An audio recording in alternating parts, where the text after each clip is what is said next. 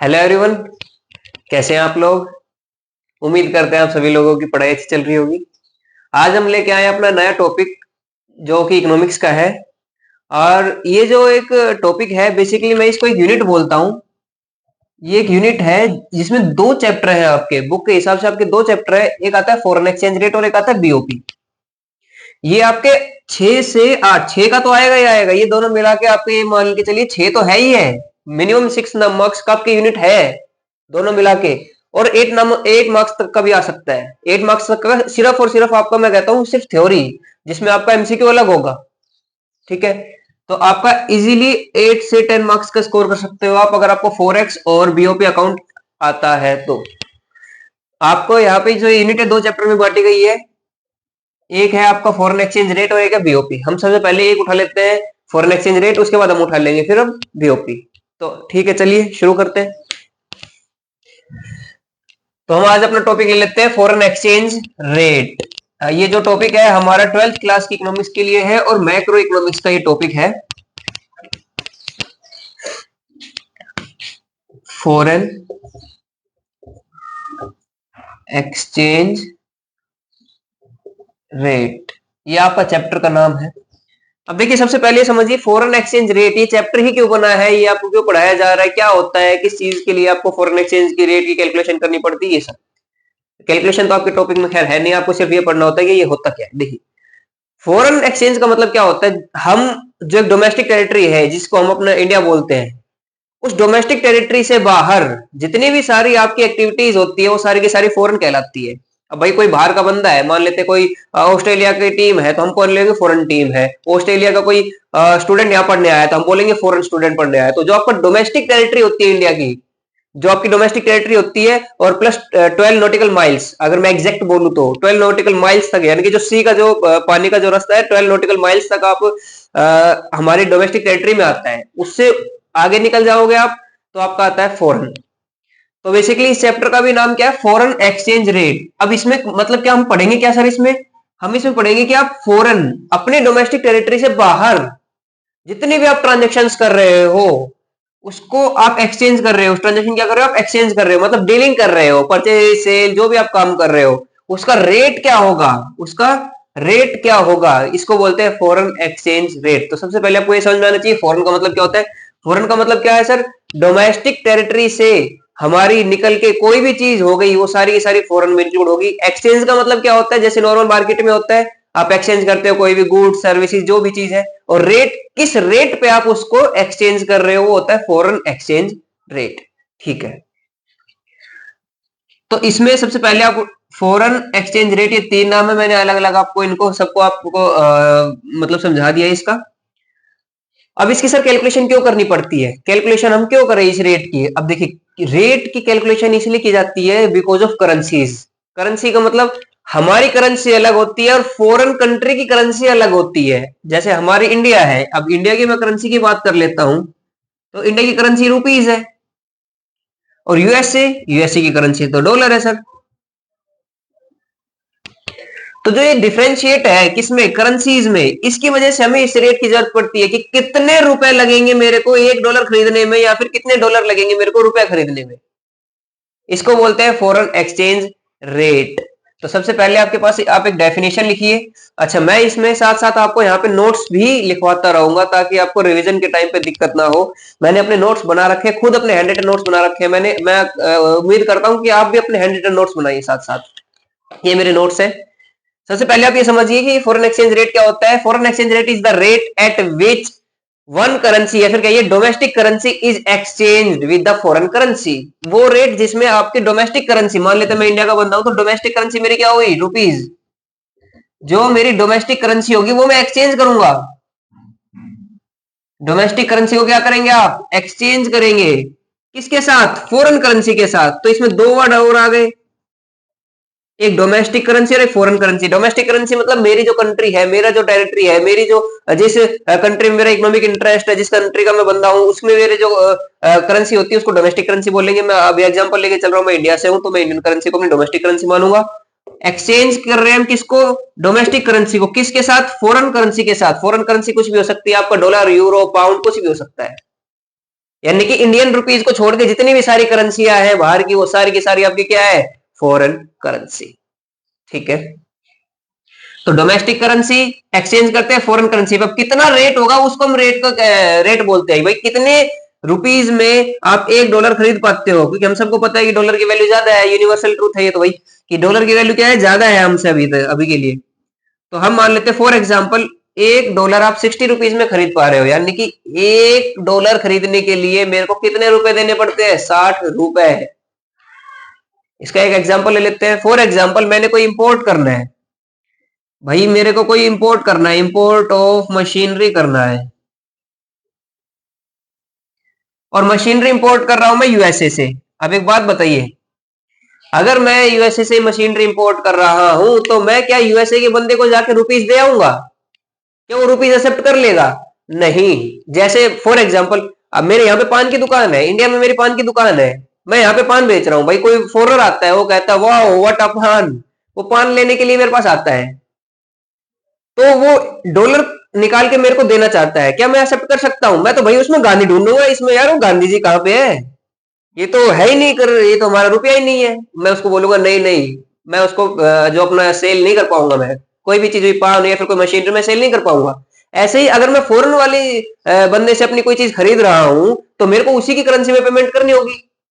और in exchange को facilitate करने के लिए, इन एक्सचेंज को मैं कहता हूं बढ़ावा देने के लिए कौन हमसे एक्सचेंज लेता है? बैंक।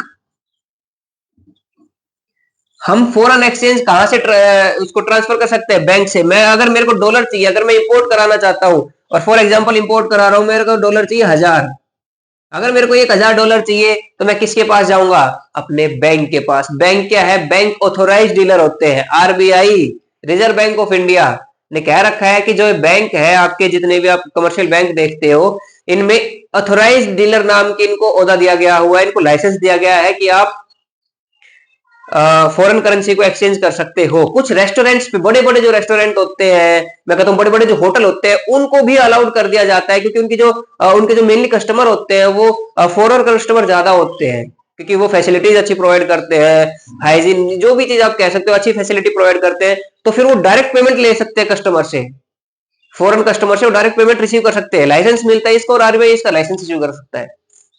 ठीक है, तो अभी के लिए हम बैंक का ही पढ़ लेते हैं कि भाई मैं बैंक के पास जाऊंगा, बैंक को बोलूंगा कि साहब मेरे को $1000 चाहिए। बैंक बोलेगा सबसे पहले तो क्यों चाहिए। बैंक जब भी आप फॉरेन एक्सचेंज मांगने जाते हो, सबसे पहले रीजन पूछता है आपको फॉरेन एक्सचेंज किस लिए चाहिए। फिर मैं बताऊंगा कि मैंने एक इंपोर्ट कराना है मशीनरी का, मशीनरी को उसका एग्रीमेंट दिखाऊंगा, मैं इस यूएसए का बंदा हूं, मेरे से $1000 इसके बारे में डिमांड कर रहा है, तो प्लीज आप मेरे को $1000 दे दीजिए। बैंक एग्री कर देता है कि हाँ ठीक है आप $1000 ले लो, लेकिन बदले में क्या दो? रुपीज दो। तो मैं अब वहां पे जाता हूं और मैं कहता हूं मेरे को $1000 चाहिए ना, तो मेरे को कितने रुपए देने पड़ेंगे भाई? $1 खरीदने के लिए 60 रुपए देने पड़ते हैं, तो $1000 खरीदने के लिए मेरे को कितने रुपए देने पड़ेंगे? 1000 इंटू में 60,000 रुपीज। तो मैं बैंक के पास जाऊंगा, 60,000 रुपए दूंगा और उनसे $1000 ले लूंगा। क्या सर ये कैश लेते हो? नहीं, ये खाते में आते हैं, आपके अकाउंट्स में आते हैं, अकाउंट में। फिर जो ये ट्रांसफर होता है, और दूसरे तरीका जो होता है, बैंक क्या करता है, आपके पास रुपए ले लेगा और आपको भी डॉलर नहीं देगा, और डायरेक्ट पेमेंट कर देगा आपके वेंडर को, जो मशीनरी आपको प्रोवाइड कर रहा है ना, उसको डायरेक्ट पेमेंट कर देगा। वेंडर को पैसे मिलेंगे, बिल्कुल मिलेंगे डॉलर में। कौन पेमेंट करेगा? बैंक। किसके बिहाफ पे पेमेंट करेगा? मेरे बिहाफ पे। मान लेते मेरा नाम ए है, तो ए के बिहाफ पे। ये होता है सर फॉरेन एक्सचेंज, और जिस रेट पे ये कैलकुलेशन होती है उसको बोलते हैं exchange rate, foreign exchange rate. चलिए, उम्मीद करते हैं आपको कुछ समझ में आया होगा, फॉरेन एक्सचेंज क्या होता है, कैसे ये काम करता है, और बैंकिंग का इसमें रोल क्या होता है। बैंक सबसे इंपॉर्टेंट चीज इसमें बैंक होती है, इनको बोलते हैं ऑथराइज्ड डीलर, और इनकी कैटेगरी होती है ऑथराइज्ड डीलर 1, 2, वो अभी आपके सिलेबस में नहीं है। चलिए,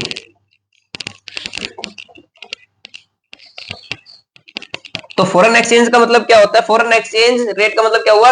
आप कोई भी करेंसी जो इंडिया की करेंसी है, फिर डोमेस्टिक करेंसी को छोड़ के किसी दूसरी करेंसी में एक्सचेंज करना चाहते हो, उस पे जितना आपको मैं कहता हूं रेट लगेगा, उसको बोलते हैं फॉरेन एक्सचेंज रेट। ठीक है, अब फॉरेन एक्सचेंज रेट, ठीक है। अब जो नेक्स्ट टॉपिक आता है वो आता है डेप्रिसिएशन और appreciation of currency. Depreciation of currency, या एप्रिसिएशन ऑफ करेंसी, ये क्या होते हैं?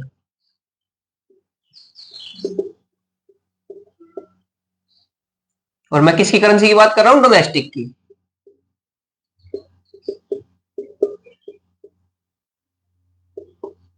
ठीक है। डेप्रिसिएशन या एप्रिसिएशन, डेप्रिसिएशन का मतलब होता है डेप्रिशिएट इन वैल्यू, वैल्यू डाउन होना, और एप्रिसिएशन मीन मतलब वैल्यू को इंक्रीज होना, बढ़ना। एक एग्जांपल ले लेते हैं। सबसे पहले हम डेप्रिशिएट का ले लेते हैं एग्जांपल, उसी से आपका एप्रिसिएशन वाइस वर्सा उसका वाइस एप्रिसिएशन हो जाएगा। फॉर एग्जांपल, आज डेट है जो भी है, आज $1 60 का मिल रहा है। क्या जरूरी है सर ये कल यही $1 60 का मिले? नहीं, क्योंकि फ्लक्चुएशन मार्केट में होती रहती है। तो फॉर एग्जांपल ये कल जो ये डॉलर है वो मिल रहा है अब ₹70 का। अब इस केस में बताइए हमारी वैल्यू बढ़ेगी या घटेगी, यानी कि हमारी डोमेस्टिक करेंसी की वैल्यू बढ़ी या घटी? पता नहीं सर, देखते हैं। कल ये था कल और ये है आज। भाई मैंने जब कल डॉलर खरीदना चाहा था बैंक के वालों के पास, तो उन्होंने कितने रुपए मांगे थे मेरे से? 60 रुपीज। सेम डॉलर कोई मेरा फ्रेंड आज खरीदना चाहता है तो बैंक वाले उसे कितने मांग रहे हैं? ₹70, यानी कि ₹10 एक्स्ट्रा। क्या डॉलर भी बढ़ रहे हैं? नहीं, डॉलर तो एक ही मिल रहा है, लेकिन मेरे को पैसे ज्यादा देने पड़ रहे हैं। और पैसे कितने ज्यादा देने पड़ रहे हैं? मेरे को ₹10 ज्यादा देने पड़ रहे हैं। इसका मतलब आपको ज्यादा खर्च करना पड़ रहा है। खर्च करना पड़ रहा है यानी कि आपकी जो वैल्यू कल थी वो आज नहीं है, आपकी वैल्यू गिर गई है और आपको ज्यादा पैसे प्रोवाइड करने पड़ रहे हैं। इसी को बोलते हैं डेप्रिसिएशन ऑफ डोमेस्टिक करेंसी। जब आपकी currency, domestic currency with respect to foreign currency नीचे गिरती है तो उसको डेप्रिसिएशन बोलते हैं। और वो कैसे होता है? जब रेट बढ़ता है तब, कि $1 60 का मिल रहा था, अब $1 ₹70 का मिलेगा, मेरे को ₹10 एक्स्ट्रा देने पड़ेंगे, यानी कि मेरा लॉस है। मेरा लॉस यानी कि डेप्रिशिएट हो रहा है। ठीक है, इसका वाइस वर्सा एप्रिसिएशन हो जाएगा। है वाइस वर्सा कैसे? मान लेते हैं $1 कल था ₹60 का, यही सेम एग्जांपल लेते हैं, लेकिन आज वो मिल रहा है मेरे को ₹50 का। ठीक है, मैं कल गया था भाई बैंक में, बैंक में जाने के बाद उन्होंने मेरे को कितने रुपए मांगे? ₹60। मैं आज भी ₹60 लेके गया जेब में, और उन्होंने कहा ₹10 वापस दे दे रहा। उन्होंने कहा सिर्फ 50 में आज $1 मिल रहा है। मैंने कहा अरे वाह, मेरे को तो प्रॉफिट हो गया, मेरे को ₹10 बच गए मेरी जेब में, एक्स्ट्रा बच गए। इसका मतलब मेरी करेंसी क्या हो रही है? इंक्रीज हो रही है, अप्रिशिएट हो रही है। तो ये केस है एप्रिशिएशन ऑफ डोमेस्टिक करेंसी। और ये किसके रिस्पेक्ट में होती है? फॉरेन करेंसी के रिस्पेक्ट में होती है। देखिए फॉरेन करेंसी के रिस्पेक्ट में देखा मैंने, कोरस्पोंडेंस में देखा है मैंने, ये होता है सर आपका डेप्रिसिएशन करेंसी और एप्रिसिएशन ऑफ करेंसी। डिवैल्यूएशन और रिवैल्यूएशन वो अलग चीज होती है, वो जब हम सिस्टम पढ़ेंगे रेट को फिक्स करने के, तब हम बात करेंगे उस चीज की। ठीक है, अब एक चीज और है इसमें, इसका इफेक्ट क्या पड़ेगा हमारे मार्केट में? इसका इफेक्ट क्या पड़ेगा? क्या इफेक्ट पड़ेगा डेप्रिसिएशन ऑफ करेंसी का, या फिर क्या इफेक्ट पड़ेगा एप्रिसिएशन ऑफ डोमेस्टिक करेंसी का? देखिए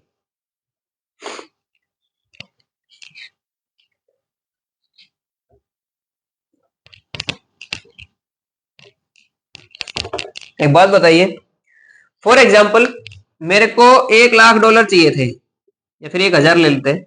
$1,000 चाहिए और मेरे को रेट दे रखा है $1 इज इक्वल्स टू 50 रुपीज, 60 ले लेते हैं, 60 रुपीज। तो आज मेरे को कितने रुपए देने पड़ेंगे? 1,000 इंटू में 60, मेरे को कितने रुपए देने पड़ेंगे? 60,000 रुपीज। मेरे को $1,000 अगर बैंक से ऑब्टेन करने हैं तो मेरे को कितनी पेमेंट करनी पड़ेगी? 60,000। ठीक है, अगर मेरी करेंसी डेप्रिशिएट हो जाती है, मैंने बताया था अगर आपकी करेंसी डेप्रिशिएट हो जाती है तो आपको लॉस होता है, आपको ज्यादा पेमेंट करनी पड़ती है। सेम मशीनरी अगर मैं कल सेम मशीनरी अगर मैं कल इंपोर्ट करता हूं तो मेरे को कितने रुपए देने पड़ेंगे? For example 70। अभी देखिए इंपोर्ट का केस बना लिया मैंने, क्या बना लिया? इंपोर्ट का।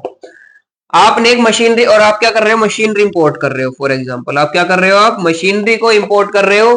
अगर आप कल इंपोर्ट कर रहे थे तो 60,000 में पड़ रही थी मशीन, लेकिन आज एक दिन के अंदर ही अगर आप मशीन को इंपोर्ट कर रहे हो तो आपको कितने रुपए पेमेंट करनी पड़ रही है? 70, यानी कि एक्सपेंसिव पड़ रहा है। तो इसका मतलब क्या समझे आप? जब भी आपकी करेंसी डेप्रिशिएट होती है आपका इंपोर्ट एक्सपेंसिव होता है।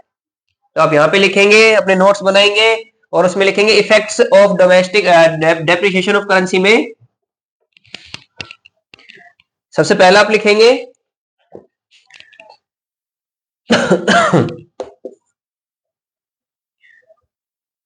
रिलेटिवली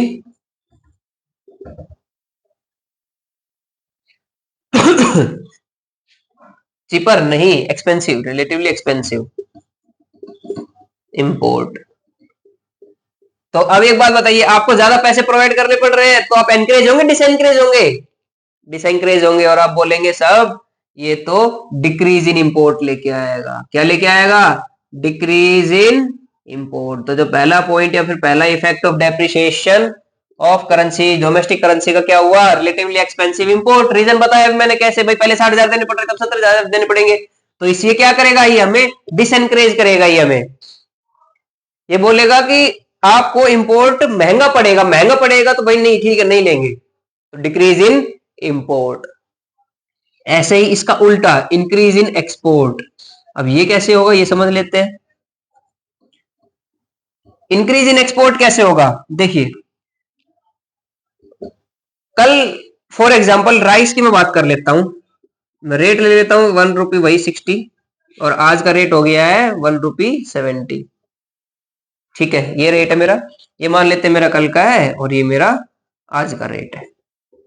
ठीक है सर, समझ आता है। कल मैंने 60,000, या फिर आप ये कहिए कि हाँ 60 केजी राइस मैंने एक्सपोर्ट कर दिया। 60 केजी राइस मैंने क्या कर दिया? एक्सपोर्ट कर दिया। या फिर 100 ले लेते, राउंड फिगर ले लेते ताकि इजी हो समझने में। 100 केजी मैंने आपको क्या कर दिया? एक्सपोर्ट कर दिया। और 1 किलो का भाव क्या है? At the rate of ₹5। At the rate of ₹5। तो मैंने कितने का? 500 का, या फिर 50 ले लेते हैं, 5,000 का। तो कितने का एक्सपोर्ट कर रहा हूं मैं? 5,000 रुपए का। कितने का एक्सपोर्ट कर रहा हूं भैया मैं? 5,000 रुपए का। ठीक है, मेरे को डॉलर, अब देखिए एक्सपोर्ट कर रहा हूं मैं, एक्सपोर्ट कर रहा हूं मैं, तो पेमेंट आएगी, पेमेंट डॉलर में आएगी। अब जो डॉलर खरीदने वाला बंदा है वो कहेगा रुपये चाहिएगा उसको बैंक से, बिल्कुल चाहिएगा। वो बोलेगा देखो मेरे को कितने रुपए चाहिए, ये कौन चीज, ये बात कौन बोल रहा है? इंपोर्टर, जो दूसरी कंट्री का जो बंदा है वो पूछेगा ये चीज बैंक से, मेरे को कितने रुपए चाहिए? 5,000। बैंक वाले बोलेंगे 5,000 रुपए चाहिए ना, कैलकुलेशन करते हैं, वो कहते हैं आज के रेट के हिसाब से आपको कितने डॉलर देंगे हम, आपको कितने डॉलर देने हैं? 30। ठीक है, सॉरी नहीं, गलत कर दिया, कैलकुलेशन गलत हो गई, ये कटेगा ही नहीं है क्योंकि 6 और ये 5 है, पॉइंटों में आंसर आएगा ये। इसको राउंड फिगर ले ले, 6,000 ले लेते हैं ना, हाँ राउंड फिगर ले लेते हैं, 60 कर लेते हैं इसको, क्योंकि ये तो कटेगा नहीं, 50 और 3 आ जाएगा, 5 और 3 के मल्टीप्लाई में कभी डिवाइड नहीं होता, तो आ जाएगा 1,000। ये कहेगा कि आपको $100 दीजिए और अपना आप 6,000 रुपए ले लीजिए। अब इसने डॉलर कितना दिया है? 100। कितना डॉलर दिया है? $100। यानी कि इसने एक्सपोर्ट करने, जो एक्सपोर्टर है या फिर सॉरी जो इंपोर्टर है हमारा, जो हम एक्सपोर्ट कर रहे हैं, हमें कितना डॉलर मिलेगा? पैसे, भाई वो तो हमें पैसे देगा, मेरे को तो पैसे मिलेंगे, 6,000 रुपए मिलेंगे मेरे को, ठीक समझ आता है। उस बंदे को कितनी कॉस्ट पड़ी होगी? $100 की। ठीक है, सेम ही चीज, सेम ही रेट है, सब कुछ सेम है, लेकिन अगले दिन वो कर रहा है, और अगले दिन जो डॉलर का रेट हो गया वो 70 हो गया है। कितना हो गया है? 70 हो गया है। तो अगले दिन वो फिर लेके गया, अब वो जेब में कितने लेके जाएगा? $100, क्योंकि कल इतने में आया था तो आज भी इतने में ही आएगा। वो जाके बैंक में जाता है और जाके $100 को टेबल पे रख देता है कि भैया कल भी आपने $100 में मेरे को 6,000 रुपए दिए थे, आज भी ये पकड़ो $100 और मेरे को 6,000 रुपए दे दो। लेकिन वहां पे बैंक वाले कैलकुलेशन बैठाते हैं कि भाई इसको रुपए कितने चाहिए? 6,000। आज रेट कितना है? 70। कितना रेट आज? 70। वो कैलकुलेशन करने बैठ जाएंगे, कितनी आएगी भाई ये? 856, 4, 35, 5, 7, 749, 85.7 कुछ। अब उसको कितने डॉलर लगेंगे? 85.7 डॉलर। यानी कि बैंक वाले उसको काट पीट के $15 उसको वापस भी दे देंगे और 6,000 रुपए भी दे देंगे। वो कहेगा यार ये क्या सिस्टम चल रहा है, कल तो मैंने $100 दिए थे तब मेरे को 6,000 रुपए मिले थे, आज मेरे को $85 देना पड़ा और मेरे को 6,000 रुपए मिल गए। यानी कि क्या होता है? Increase in, sorry, cheaper. क्या होता है चीपर? एक्सपोर्ट। आपका एक्सपोर्ट सस्ता हो जाता है। आपका एक्सपोर्ट क्या हो जाता है? सस्ता, रिलेटिवली सस्ता हो जाता है जो इंपोर्ट करता है उसके लिए। तो इसीलिए इंक्रीज इन एक्सपोर्ट। अब उसके पास कितने डॉलर थे? $100 थे। 85 में काम बन गया, 15 उसका एडिशनल पड़ गया। भाई 15 उसकी जेब में बच गए। अब वो कहता है एक काम करो, 15 के भी मेरे को रुपए दे दो और 15 के और चावल खरीद लूंगा। तो वो और चावल लेने आएगा, $15 के चावल वो और खरीदने आएगा मेरे पास एक्स्ट्रा, क्योंकि उसके तो उतने रुपए में ज्यादा चावल मिल रहे हैं उसको। कल भी $100 में लेके आया था, आज भी $100 लेके आया, लेकिन फर्क इतना है जो कल जो सामान मिला था वो 85 में काम बन गया, 15 एक्स्ट्रा बच गया, और 15 के लिए वो फिर वापिस से मेरे पास आएगा, कन्वर्ट कराएगा और चावल लेके चला जाएगा। यानी कि उसको चीपर पड़ा है। क्या पड़ा है? चीपर पड़ा है। उसको सस्ता पड़ा है चावल खरीदना एक्सचेंज रेट की वजह से, तो वो ज्यादा खरीदेगा। ज्यादा खरीदेगा यानी कि इंक्रीज इन एक्सपोर्ट। ठीक है, लिख लीजिए आप इसको। रिलेटिवली एक्सपेंसिव इंपोर्ट होता है, डिक्रीज इन इंपोर्ट होता है, लेकिन इंक्रीज इन एक्सपोर्ट क्योंकि चीपर हो जाता है। क्या हो जाता है? चीपर। एक्सपोर्ट चीपर हो जाता है। इंपोर्ट आपका महंगा होता है और एक्सपोर्ट आपका चीपर हो जाता है।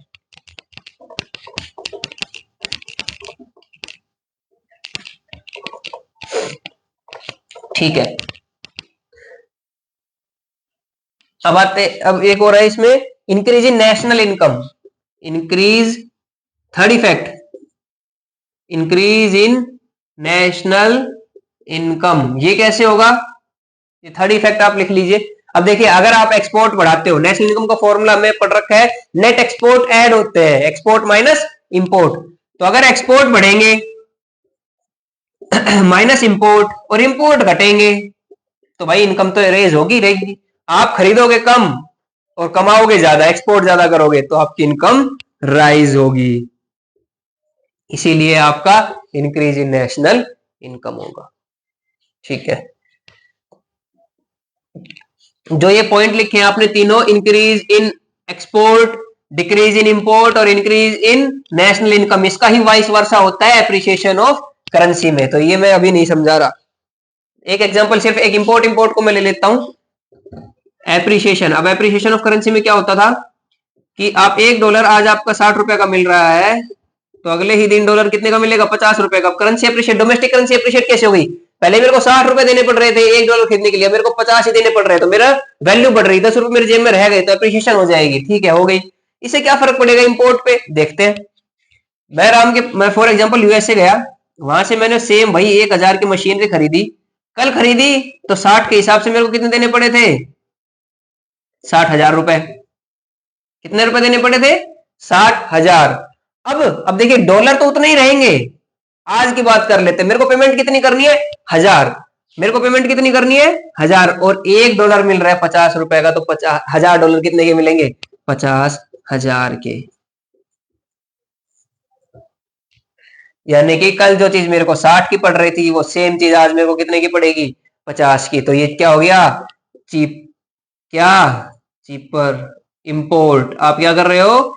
इंपोर्ट कर रहे हो, तो इंपोर्ट क्या हो गया आपका? सस्ता हो गया। आपका इंपोर्ट क्या हो गया? सस्ता हो गया। तो अब सस्ता हो गया तो आप ज्यादा करोगे। भैया 60,000 रुपए जेब में लेके गया था, 50 का सामान आ गया, बच गए 10, 10 का और दे दे भाई। तो क्या हो गया? Increase in import. क्या हो गया?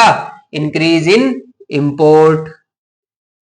ऐसे ही decrease in export, decrease in export. और अगर एक्सपोर्ट कम है, बेक कम रहे हो, सेल आउट कम कर रहे हो और खरीद ज्यादा रहे हो, तो नेशनल इनकम तो कम होगी, क्योंकि सेविंग तो कर ही नहीं रहे आप। Decrease in national income. ये 3 पॉइंट इसके बन जाते हैं। अगर 3 नंबर में आता है, आप बताइए इफेक्ट बताइए एप्रिसिएशन ऑफ करेंसी का, डेप्रिसिएशन ऑफ करेंसी का, तो आप इन पॉइंटों को एक्सप्लेन करेंगे। ठीक है, समझ आता है। चलिए, ये टॉपिक एप्रिसिएशन और डेप्रिसिएशन हो चुका है। अब हम आते हैं अपने नेक्स्ट टॉपिक पे। इसी चैप्टर के नेक्स्ट टॉपिक पे आते हैं, और वो है बेसिकली अब स्टार्ट होता है आपके रेट की कैलकुलेशन की। जो रेट मेन चीज जो होती है, रेट कैलकुलेशन कैसे होती है। इसके 3 मेथड होते हैं। आपके रेट कैलकुलेट करने के 3 मेथड होते हैं। सबसे पहला मेथड होता है फिक्स्ड एक्सचेंज रेट। सेकंड आपका आता है फ्लेक्सिबल एक्सचेंज रेट। थर्ड आता है आपका मैनेज फ्लोटिंग या डर्टी फ्लोटिंग, कुछ भी आप नाम दे सकते हो। Floating exchange rate, manage floating exchange rate. अब देखिए क्या क्या है, मैं पहले इन तीनों का थोड़ा ब्रीफ बता देता हूं और फिर मैं पॉइंट से स्टार्ट कर दूंगा। सबसे पहला आता है फिक्स एक्सचेंज रेट। इस एक्सचेंज रेट, इस मेथड में गवर्नमेंट इंटरवेंशन ज्यादा होता है और गवर्नमेंट आपका डिसाइड करती है कि आपका $1 कितने रुपए का मिलेगा। यानी कि जो एक्सचेंज रेट होता है वो डिसाइड कौन करता है? गवर्नमेंट करती है। गवर्नमेंट डिसीजन लेती है और गवर्नमेंट ही फिक्स कर देती है इस रेट को। ठीक है, इसमें क्या होता है फ्लेक्सिबल में, इसमें डिमांड और मार्केट फोर्सेज जो होता है, डिमांड और सप्लाई उसके बेस पे होता है। जितनी डिमांड और सप्लाई के बेस पे जहां पे वो क्लियर में होता है वो आपका एक्सचेंज रेट डिसाइड होता है। यानी कि ये डिसाइड करा जाता है मार्केट फोर्सेज की वजह से, ये डिसाइड करा जाता है गवर्नमेंट की वजह से, और ये जो डिसाइड होता है ये दोनों का कॉम्बिनेशन होता है।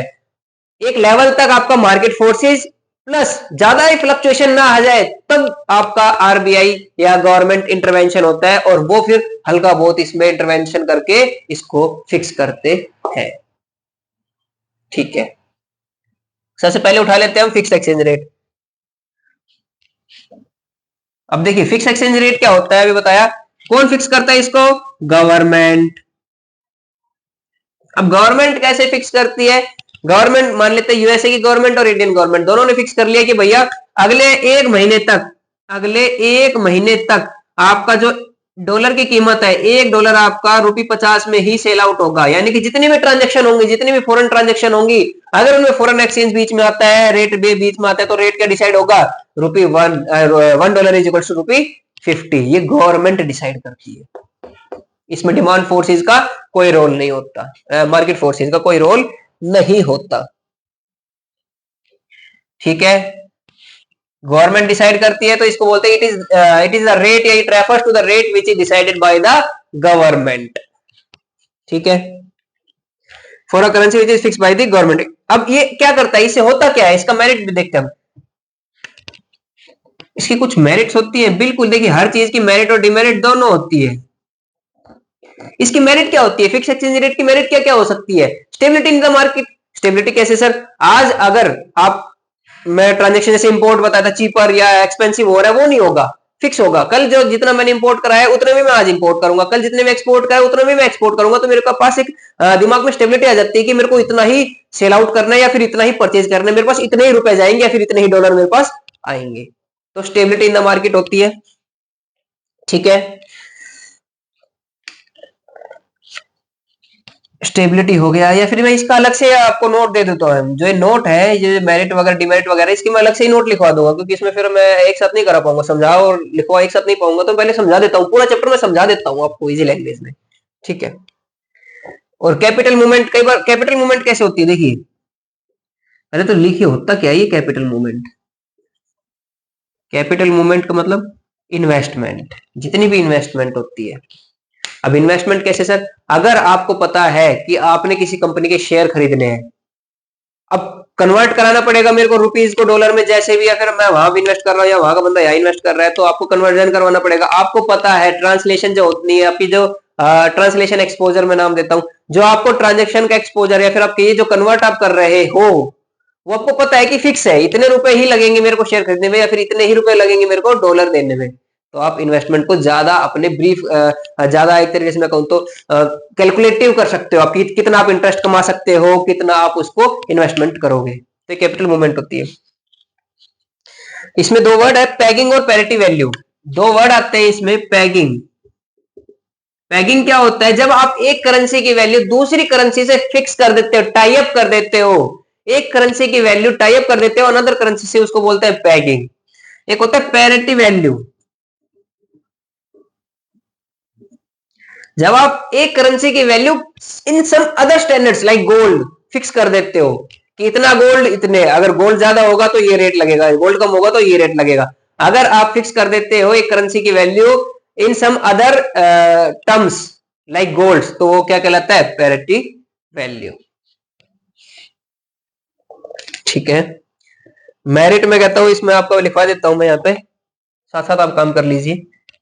मेरिट के कुछ पॉइंट्स हैं, मैं लिखवा देता हूं यहाँ। हम पढ़ रहे हैं अभी फिक्स एक्सचेंज रेट, इसके मेरिट के पॉइंट, नोट्स बनाइए प्लीज, नोट्स बनाइए और अपने हैंड रिटन नोट्स बनाइए। Stability in exchange, stability in exchange rate,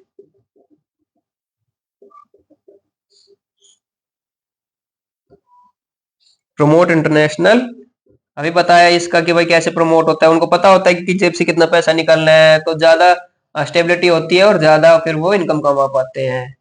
international investment,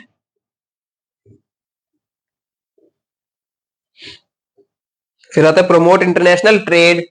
अब ये प्रमोट इंटरनेशनल ट्रेड मतलब इंटरनेशनल ट्रेड कैसे? सर सिंपल सी बात है, कल पता है जो एक्सपोर्ट किया था उससे लाख रुपए की कमाई हुई थी या लाख डॉलर आए थे, तो आज भी लाख ही आएंगे क्योंकि फिक्स हो रखी है, फिर करेंसी क्या हो रखी है, फिक्स हो रखी है, जो कल ही पैसा मिला वही पैसा आज मिलेगा। तो इससे मैं ज्यादा करना चाहता हूँ, फायदा ज्यादा उठाना चाहता हूँ इस चीज का, क्योंकि रिस्क कम है, क्योंकि फ्लक्चुएशन तो हो ही नहीं रही, रेट तो फिक्स है, तो रिस्क कम है, इसीलिए आप यहाँ पे प्रमोट इंटरनेशनल ट्रेड आएगा। इसमें एक और है, ये मेरिट लिखवा रहा हूं भाई मैं, ये मेरिट के पॉइंट है आप।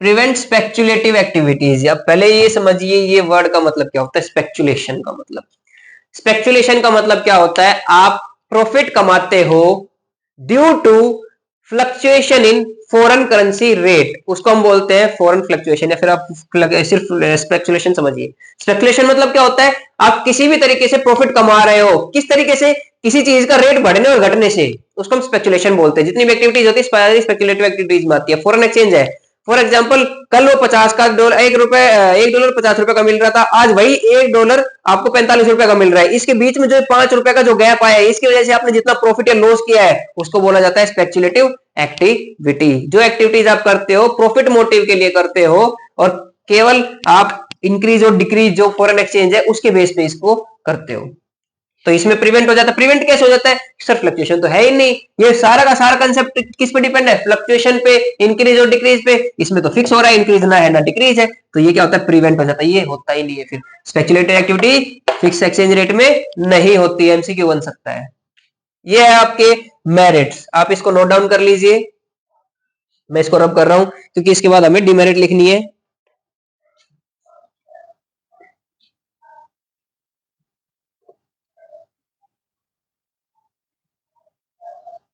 अब देखिए, अब मैं यहाँ पे लिख देता हूँ इसकी डिमेरिट्स, कि भाई क्या क्या डिमेरिट्स है, हर चीज की मेरिट और डिमेरिट दोनों है। तो फिक्स एक्सचेंज रेट की मेरिट हमने लिख ली है, डिमेरिट क्या, सीधी सी बात है भाई, अगर आप एक्सचेंज रेट को फिक्स कर रहे हो तो आपके पास क्या होना चाहिए, सबसे पहला जो आपके पास होना चाहिए कि फॉरेन रिजर्व आपका सबसे ज्यादा होना चाहिए।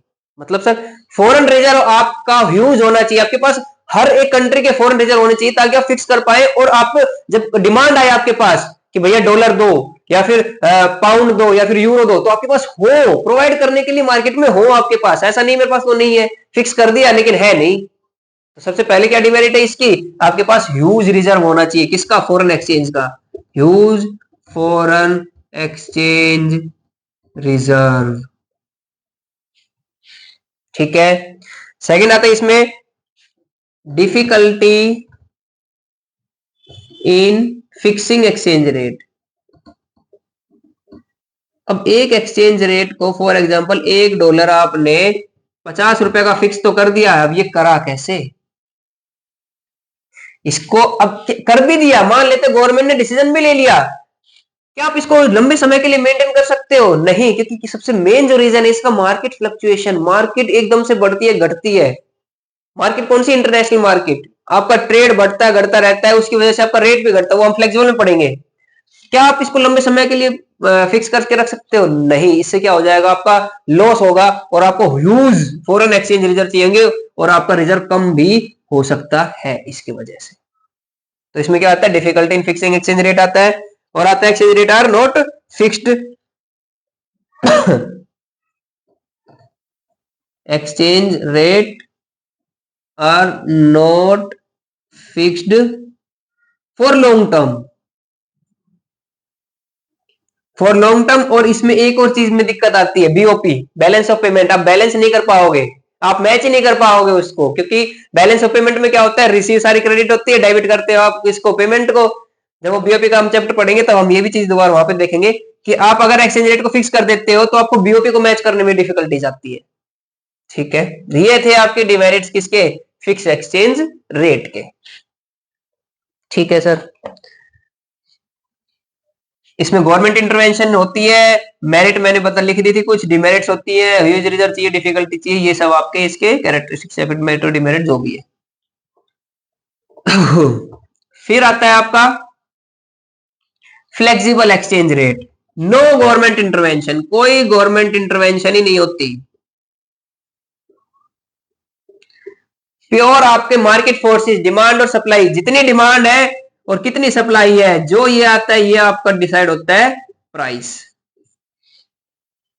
कि कितनी क्वांटिटी पे कितना प्राइस है आपका, ये डिमांड है और ये सप्लाई है। तो मार्केट फोर्सेस की वजह से जब आपका डिसाइड होता है रेट, तो उसको क्या बोला जाता है, फ्लेक्सिबल एक्सचेंज रेट। ठीक है, मेरिट क्या होती है इसकी और डिमेरिट क्या होती है वो देख लेते हैं।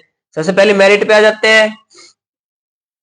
अब देखिए मेरिट क्या है, ह्यूज रिजर्व नहीं चाहिए अब, क्योंकि अब फ्लक्चुएशन रहती होगी भाई, जो ट्रांजेक्शन है वो फ्लक्चुएशन, जो ट्रांजेक्शन होती रहेंगी, आता रहेगा आपके पास, जाता भी रहेगा आपके पास उसी रेट के हिसाब से, तो no need of huge reserve, huge reserves. ठीक है,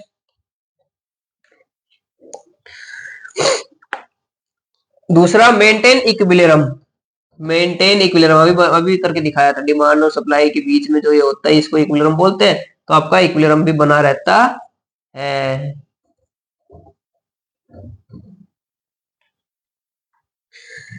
अब इससे क्या हो जाता है, ओवर वैल्यूएशन या अंडर वैल्यूएशन ऑफ करेंसी नहीं होता है, इक्विलिब्रियम बना रहता है, ना तो आप ज्यादा एक्सेस सप्लाई करते हो ना एक्सेस डिमांड करते हो, एक्सेस सप्लाई ना ही एक्सेस डिमांड, के कुछ नहीं होता, क्योंकि इक्विलिब्रियम पे काम करते हैं फिर हम, फ्लक्चुएशन जितना जितना जितनी जितनी डिमांड बढ़ती जाएगी प्राइस घटता जाएगा, वाइस वर्सा।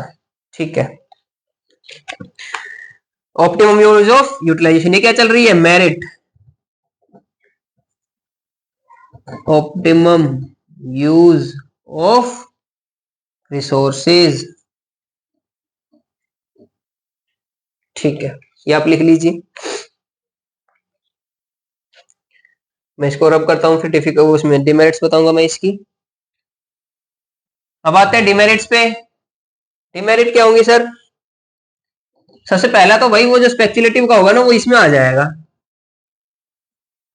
स्पेक्युलेटिव एक्टिविटीज, मैंने बताया स्पेक्युलेटिव एक्टिविटीज क्या, प्रॉफिट कमाना, परचेज और सेल करना, किसके मोटिव पे, करेंसी जो डिक्रीज और इंक्रीज हो रही है उसके बेस पे प्रॉफिट कमा लेते हो आप, तो उसको बोलते हैं स्पेक्युलेटिव एक्टिविटी, क्योंकि इसमें मार्केट फोर्सेज फ्लक्चुएशन बहुत ज्यादा रहती है, आज कभी है, आज क्या अभी अलग है, 10 मिनट बाद अलग रेट होगा, तो उससे क्या हो जाता है, स्पेकुलेशन हो जाता है, स्पेकुलेशन एक्टिविटीज को प्रमोट करता है ये। ठीक है, ये डिमेरिट में आएगा ये। इंस्टेबिलिटी होती है, इंस्टेबिलिटी बिल्कुल है, अभी रेट कुछ है, अगले आने वाले टाइम में कुछ हो जाएगा।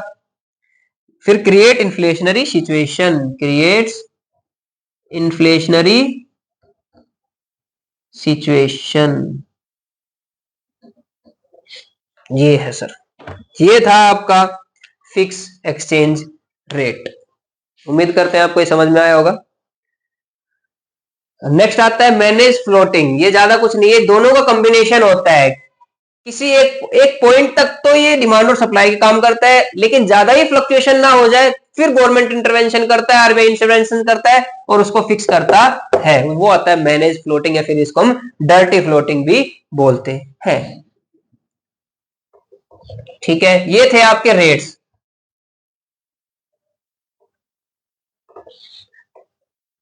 अब आ जाते हैं चेंज इन डिमांड पे, इसमें आ जाते हैं भाई चेंज इन डिमांड पे। सबसे पहले आप ये बताइए, demand of foreign exchange, question आ सकता है कंपोनेंट या डिमांड फॉर फॉरेन एक्सचेंज, आपको फॉरेन करेंसी की डिमांड क्यों होती है, किस लिए चाहिए भाई, इंपोर्ट। सबसे पहला आप इंपोर्ट कराते हो, अब आप इंपोर्ट करा रहे हो तो पेमेंट करनी पड़ेगी, अब यूएसए का बंदा है डॉलर मांगेगा पेमेंट करने के लिए, मेरे को तो भाई पेमेंट प्रोवाइड, उनको डॉलर प्रोवाइड करने पड़ते हैं, तो बैंक के पास जाऊंगा मैं क्या डिमांड करूंगा, डॉलर।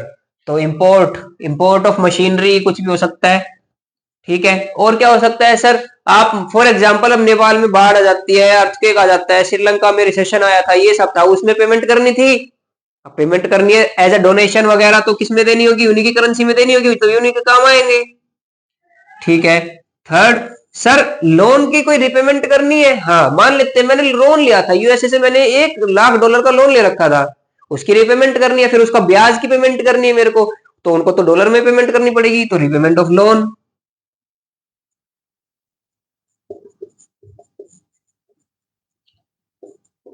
ठीक है।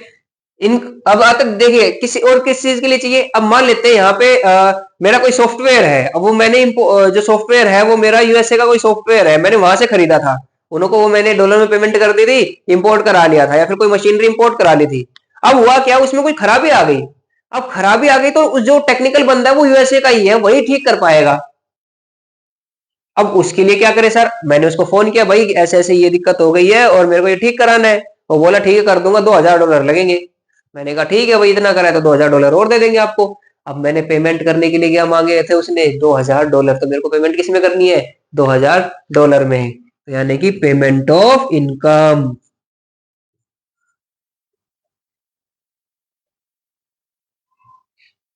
ये कुछ ऐसी चीज और भी है, ये लिस्ट बहुत लंबी है, आप और भी लिख सकते हो, लेकिन बेसिकली इन दो चार चीजों के लिए ज्यादा चाहिए होता है, इंपोर्ट करने के लिए, डोनेशन करने के लिए, repayment of loan, payment of incomes, ये सारी चीजें आपकी। अच्छा, स्पेक्युलेटिव एक्टिविटीज एक और लिख लेते हैं, इसमें तो रखा है स्पेक्युलेटिव एक्टिविटीज, अभी बताया था स्पेक्युलेटिव एक्टिविटीज में आपको पैसा चाहिए, डॉलर चाहिए, या फिर जिस भी करेंसी में आप डील कर रहे हो, जिस भी करेंसी में आप प्रॉफिट कमाना चाहते हो स्पेकुलेशन से, उसमें आपको उसी करेंसी चाहिए, तो आप डिमांड करोगे करेंसी को, और भी बहुत सारी चीजें यहाँ पे, ठीक है।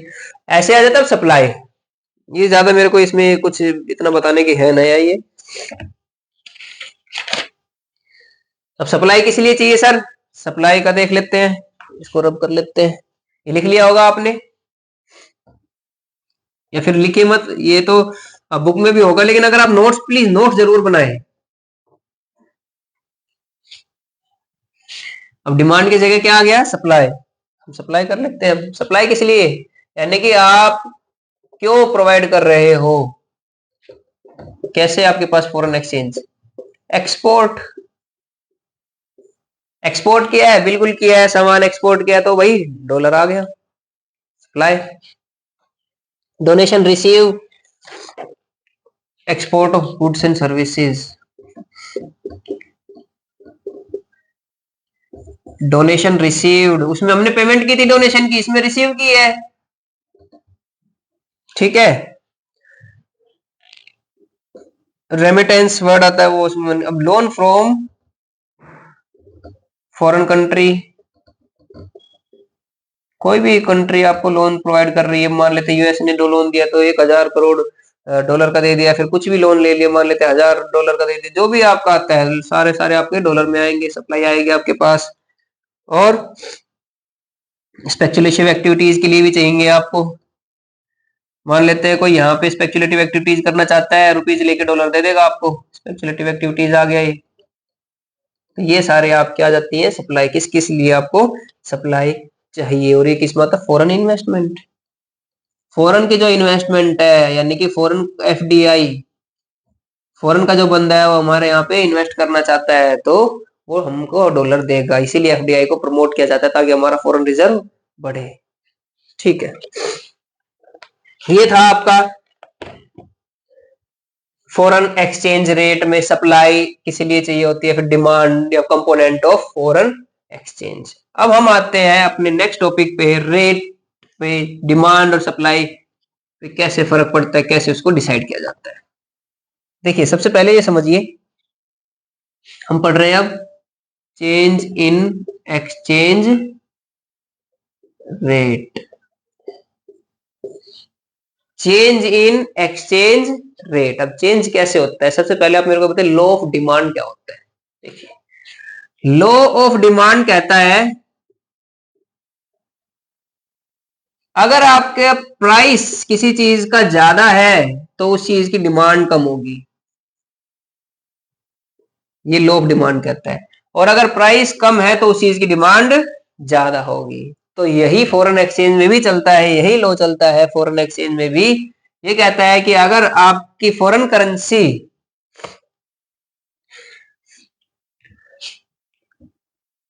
चेंज इन एक्सचेंज रेट, ये ऐसा कर लेते हैं।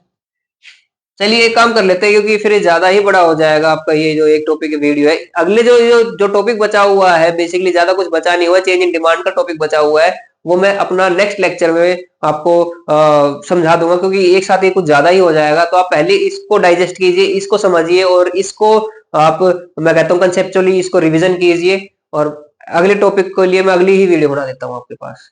चलिए, अगर आपको मदद मिली है तो प्लीज सब्सक्राइब कीजिए, लाइक कीजिए और फॉलो कीजिए।